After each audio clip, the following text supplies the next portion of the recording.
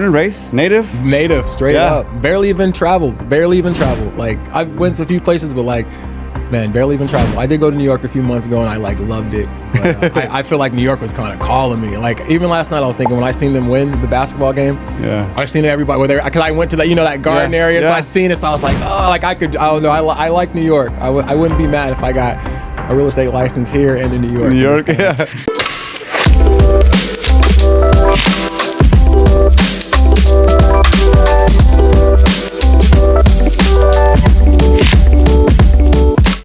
Hey, what's up, everyone? This is Ruben Luna here at the Good Vibes Podcast, your host. And today we have a pretty special guest. We have Chuck Thruston in the house. Chuck? Yes. Welcome to the house, man. Yes. Welcome to the Good Vibes Podcast. You already know, man. It's Luna everything, baby. Luna team. EXP, shout out to EXP.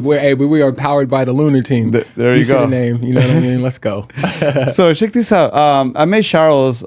Chuck came to us. How long has it been? About a year now? Yeah. No, it's been almost 2, man. 2 years already? Yes, already. Time flies. I know. Time flies. Yes. So, Chuck came and he's like, hey, man, like I want to start in real estate and, start the real estate business.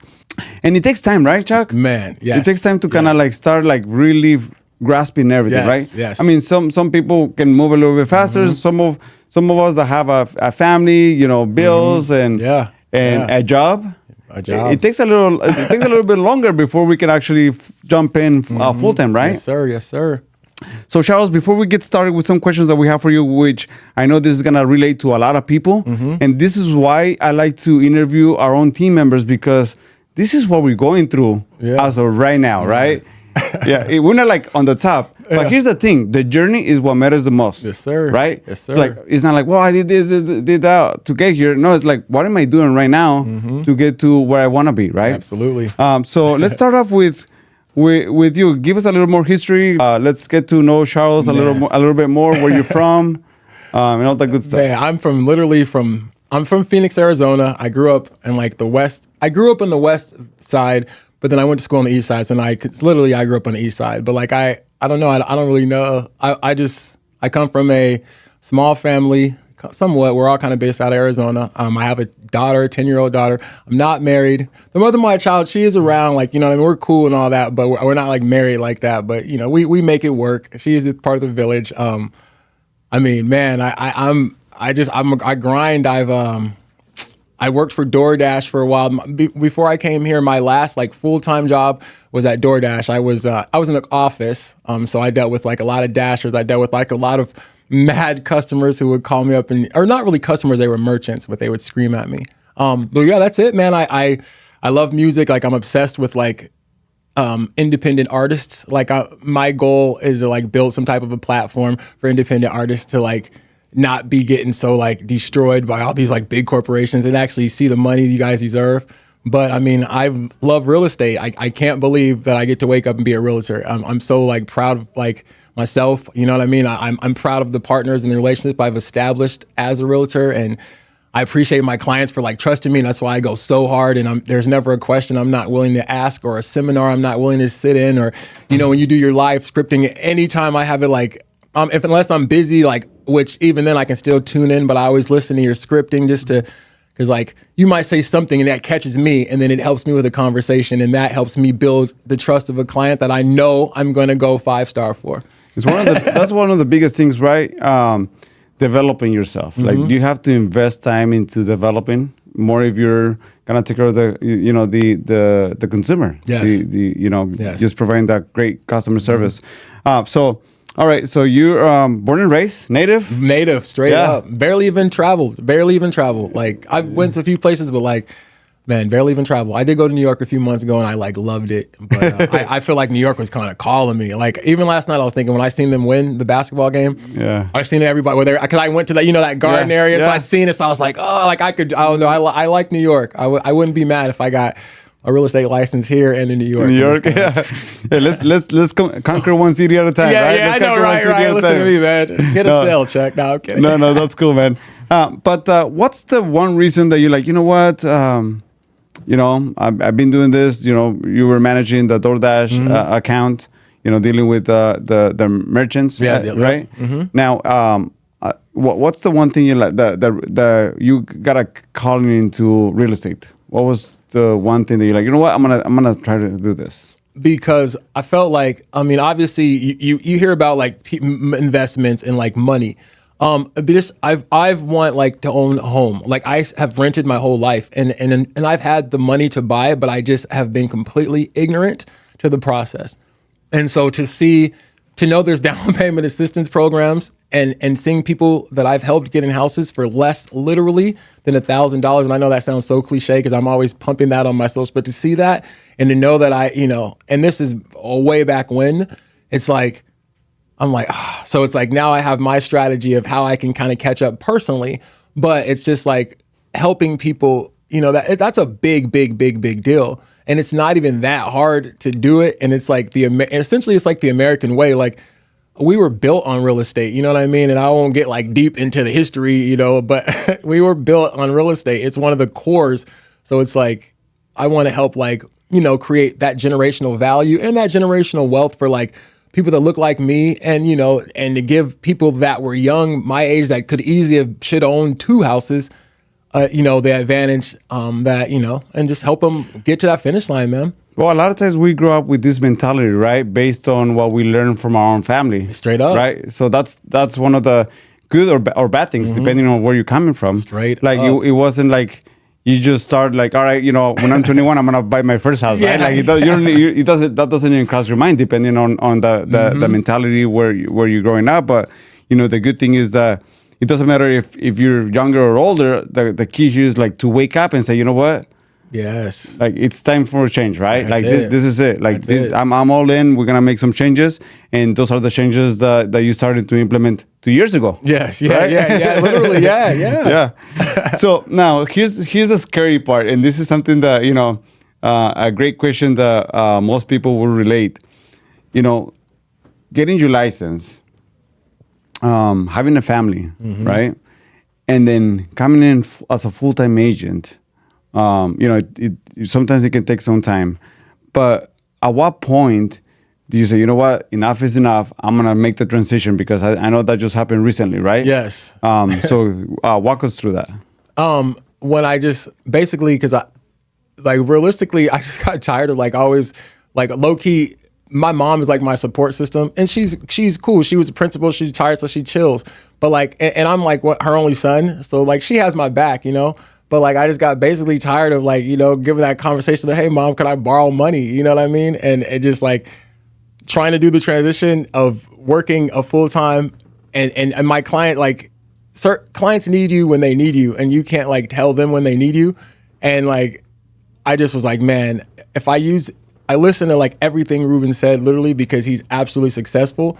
And I just zoned in. I used the CRMs, all of our tools, and everything just started lining up. And then even with we have access to different lead gens, and I started utilizing those, and it all started lining up. And then with social media, and it just kind of all came together. And then I had a price point of if I can get to this certain point, I can actually chill and Well, not chill. No, you can make the transition. I said chill. No, because I'm far from chilling. Trust me, I'm far from chilling. So my bad. Cut that out. Rewind that. Let's restart that. You're good. What I mean is I can focus on that. And when I say chill, I mean chill into my own little corner or come up here in the office and work. Not chill as in hang out. I mean chill as in come up here and log in and use my CRMs, make those calls from 8 to 11, and then from set 5 to 7, and then try to get those escrows. And chill, you I know what you're referring to. Meaning chilling, chill from the job that you were doing and actually just really diving into real estate, right? Exactly. Yes. Yeah. Not chill where I'm just at home watching Netflix. Yeah, right. No way. I think in real estate, and this is gonna be we're gonna go a whole different route, but you have to earn the weekends. You have to earn the day off. In this business, if you want to be successful, and at the beginning, I'll say the very first 2 years, you have to earn the weekends, which means that you cannot afford to take a weekend off. No, you can't. Right? You cannot afford to take a weekend off. Working for corporate America, working Monday through Friday, you're so used to, having Saturday and Sundays off, and people that try to get into real estate, they want to follow the same schedule for the most part, and that's why they fail in real estate, because they don't understand the amount of work that needs to be done at the beginning, right? Yeah, until you create your own rhythm, man. But at the beginning, you have to go all in, Monday through Sunday, like that is it. For at least for the very first 2 years. Once you create and find your rhythm, then at that point you can start, delegating and finding the days that you can take off. Yeah. But in all reality, even then, welcome to real estate. yeah, right? yeah. I was gonna say, realistically, you have to just look at the algorithms of real estate. It's like everybody that works 9 to 5 Monday through Friday, they're off on the weekends. As a realtor, where do you think? You have to do an open house. Yeah. I don't care if you have 5 in the pipeline, 2 escrows. You kind of have to. Or you have to do something. You have to call. Like, you can't. It's hard. Even if you do your cliche taking the weekend off, you might be in Vegas having a good time, but I guarantee you at some point your lunch is gonna be 2-3 hours of you checking the CRMs and following up or reaching out or begging someone to do a showing or something like that. So you know what I mean? Like, it's like, you're a realtor. The weekend is like, good luck with that. You better have somebody to cover you while you take the weekend off. Now let's talk about a little more about you and your family. So how do you protect your time as a parent without slowing down your momentum as a professional? But I always give a shout out to my village, man. Like, my daughter, even she understands, because I try to keep her in the loop. I try to give her information, let her, she'll see me as a realtor. Like, I explained when I was becoming a realtor, I was like, we're going to struggle. It's not going to be a smooth transition. Of course, when I first came in, I'm like, I'm just going to tell everyone and everyone's going to jump on board. I'm going to have 5 sales in my first month and I'm out of here. But then the reality is, like, man, we're being live. I'm being real. It's Charles the Realtor. We talking like our culture, and essentially, I don't know about your culture, but our culture, sometimes we be hating on each other, man. I've lost, and this is me, man. I don't maybe get emotional, but I've lost real friends, friends that I've had my whole life, because they've literally said, man, Chuck's always just talking about himself in real estate now, and I'm just like, bro, instead of just sharing one of my videos, 'cause I work hard to do those cap cuts, but my people sometimes. So I love my village because I'll have my daughter, she might come with me and I explain to her, baby, this is what I do. And then she gets to see the house, or she might meet my clients and they're like, this is cool.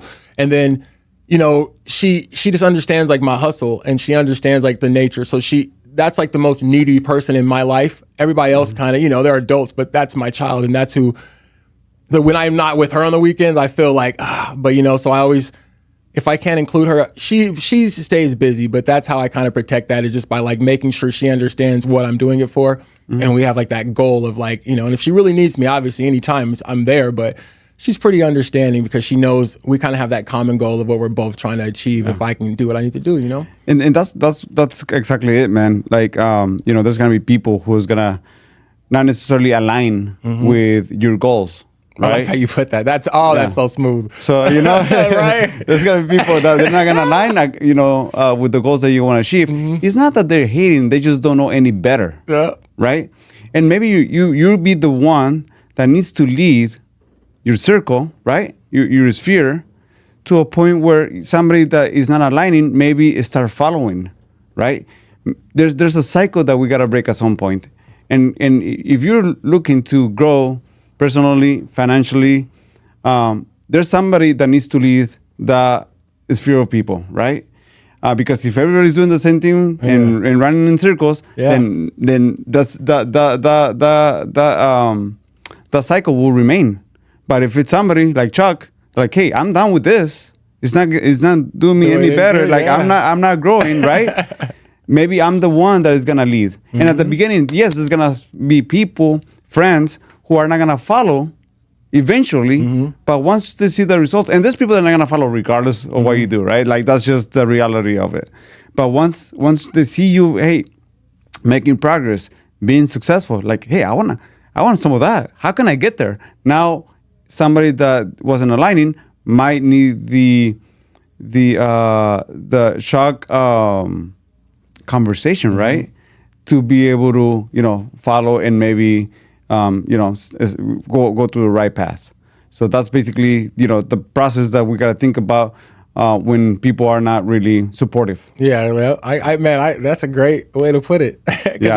there is the people like, that's the cool part, that the people, some people that came out like, for those people, there's so many that have so much love, you know what I mean? And that's the cool part. And that's what like motivates me. Like people just out of nowhere might send me a message like, hey, you know what I mean? And then they'll be like, yo, I didn't expect. And then so it's like, yeah, I definitely see the insights and I see like the love, which is so much cool. So, the alignment is definitely better than some of the people who chose to unalign. Yeah, I like that. That's cool. There you go, right?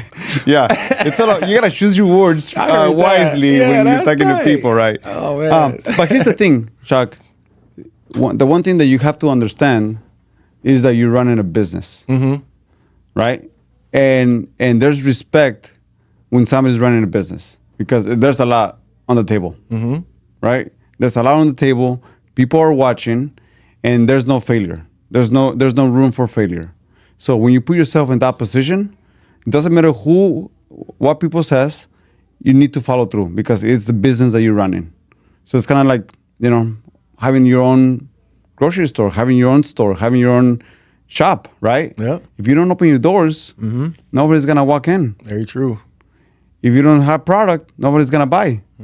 So and you are the one that needs to open the doors on a daily basis, right? Yes, sir. Because there is no room for, for chilling. The child is to chill. For chilling. I was gonna say that's to chill, right? So let's carry on with a quick question for you.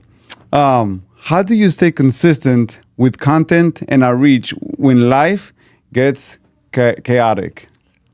Because I have like a schedule, and I'm kind of like like I said, besides, my daughter, but she's getting busier because she's 10 now. So, I'm kind of a loner a lot of times. So like, if I'm not like, I have a lot of time to do real estate because I don't really do much else, but, trying to like build my brand. So I know that marketing is important. And I've always been like a social media dude. Like I even worked at one time, I worked for a place that was like a third party for Facebook. So we did like content moderations and stuff like that. So I seen how those algorithms work. Yeah. So you're very creative, man. We see your content. It's good stuff. I try, man, because I just feel like oh man, if I could just get that, if I can crack that formula, we'll be. And I say will because my goal. And these are just goals that I have. Like, and you said something the other day, and it hit home, and I was like, "Yo!" Like, and that's why I got so much love for you. Like, I don't think you realize how much love I have for you, just as like how you move. Like, even when I just watch how you move, and I respect that because you could move so much different, but how you move is so cool to me. But like you said, you were like, "Man, I could focus on my own goals," and you're like, "I could focus on having 100 closings," or something you said, and you were like, "And I could just, I could do this." But you said the team, if we could, if we all get, I think it was either 1,000 or 2,000. 2,000. Yeah. And I was like, man, and you said we not only will it'll be cool to look, but you guys will all benefit from that. And I thought that was so cool how you said that because I was like, man, that like that's real how that ties into just like life. If you help other people, it's going to help you essentially. You know what I mean? And it'll just come back tenfold. Yeah. So, provide the service, the money will follow. Yeah. If you do the other way around, it's never going to work. Yeah. Right? Yeah. I said that like, hey team, like, one of the meetings that we had is like, how can I create a goal so big that everyone will benefit? Not just me. Like because I can have my own individual goal and I can probably reach that goal. But at this point in this time of life and where I'm at, it's like the goal has to be much bigger that everyone that is around me will benefit from it. Yeah. How are we gonna get there? I don't know, right? But we're gonna get there. Yeah. That's out of the question. And those are the goals that you gotta put yourself as an individual and be like, man, how can I get to that point? What is it gonna take? And having that as a driving tool will be the one that is gonna wake you up every morning and wanted to go out there and make it happen. So just to feed off, but what I was saying with the social media to tie that kind of into what you were saying is like I would love to, and I always put on my back, but like I would love to do something to where if one of my videos could just catch, and then to the point where like the whole we just everyone's just like the Luna team is it, you know? Yeah. And not that they don't already know that, but that's like what keeps me social media. So I always try, I always put like I put our shield in there, and I always like pump our brand because your name is so strong, and me being able to tie with that is like, I am so proud of that, and I take it very, very, I take it very, very serious, and I'm very honored. So appreciate you, man. Appreciate you. Me. Have the seller pay you for your home warranty, and maybe we might be able to negotiate the price a bit lower. So maybe we can put that offer in. We have nothing to lose. Let's see what kind of response we get. Now you're giving the client a way or an option to say, hey, let's put an offer. Like we're gonna negotiate a lot of things, and the worst thing that can happen is no, or maybe they can counter offer, but at least we put in our best foot forward. See, that's where I think that I need to work on. I try not to have like be an aggressive realtor. You know what I mean? And that's not being aggressive. That's giving the client the option. And that's where and that's smart, because I have mentally where I feel like doing that is like being pushy. But the reality is that's smart. You know, that's literally what you're supposed to do. So I'm glad that's how. So every time that I psych myself out sometimes. So every time that we know that like that's a home that they really like. Yeah, and they did. They were like, when you show them and they see that how they're already planning where to put stuff. Yeah, I'm like, hey, why don't we negotiate the closing costs to be paid for by the seller, the home warranty to be paid for by the seller. Maybe if there's room to negotiate the price, I don't know how much the property is listed for, but based on the comps, you can run comps and figure out how long the property's been listed, if it's priced high or if it's priced like fair, where it's at. But if it's priced high, like, hey, we can also negotiate the price. And if you're okay with it, I can start drafting the offer. Yeah. The seller will have 24 to 48 hours to get back to us. If they do accept the offer, keep in mind that we still have a 10-day inspection period to go back and inspect the home. So if there's something about the home that you don't like, I can cancel and look for a different house. So it's not like by submitting the offer, and even if the offer gets accepted, that doesn't mean that we have to stick with it, right? Yeah, absolutely. Let's say during the inspection period, there's something about the home that you don't want, we can cancel and look for something else. Most of the times people won't cancel because at that point they got the offer accepted, they deposit their earnest money, and as long as they're moving it, as long as the inspection goes well, then they'll follow through. Unless there's some major issues during the inspection period, then that's the only reason to cancel. But besides that, last question, and we're gonna end our podcast, man. But this is the one that I think is gonna bring a lot of value. What's a value or lesson you hope your kids can pick up by just watching you work? Your daughter. Yes, man. Just you have to work for it and like always learn. You know what I mean? Like, don't be afraid to ask questions if you don't know. And always learn, always have integrity, and just you have to work hard to get the things you really want in life. You have to work for it. And like I always say, you don't fail until you quit. You know what I mean? So you have to keep trying. At the moment, it might feel exhausting, and you might feel like I'm done, but wipe your sweat off, get up, and try again, and then hit that finish line, and then create a new finish line and new obstacles, and just keep going and get it. Don't let anyone tell you can't. Only, you tell yourself you can. Yeah, exactly, man. Thank you. Great advice. So actions speak louder than words, right? Sure. Like everyone's watching, your daughter's watching, and if you're doing the right moves, if you're taking the right actions, guess what? It's not about the words. It's about what you're doing. That's gonna make the biggest impact. Yes, sir. So, Chuck, thank you for being part of our podcast, man. It's been a pleasure. Yes. I think we have a lot of great information that our audience will be able to relate. So if you like this podcast, make sure you like, subscribe, share with your friends. It'll be awesome. We're gonna have the link on my bio, so you can always check out the podcast that we have with Chuck and everyone else. But with that being said, one last thing that I wanna point out before we go: how do we find Chuck in social media? If Chuck wants to buy or sell, if somebody wants to buy or sell a house, how do we get in touch with you? The simple way is my actual government name, which is Charles Thruston, Thruston. You can literally just Google that and you'll see everything come up. But like, he calls me Chuck. Most people call me Chuck Thirst. I always pull off for Thurston, so THIRST, or Charles the Realtor. If you put those in, one of those will find me. You'll see me, my big head pop up, and see some content and me out there, having fun. So check me out, man. Well, let's go. If you're looking to buy or sell, Chuck brings the energy. I try, man. Right? Brings the energy, and that's the best. I think energy is a huge part of our business, and he brings it home every single time. So with that Thank being you. I said, appreciate that. Chuck, thanks, man. Yes, thank Great you having for you. having me. Yeah. Yeah.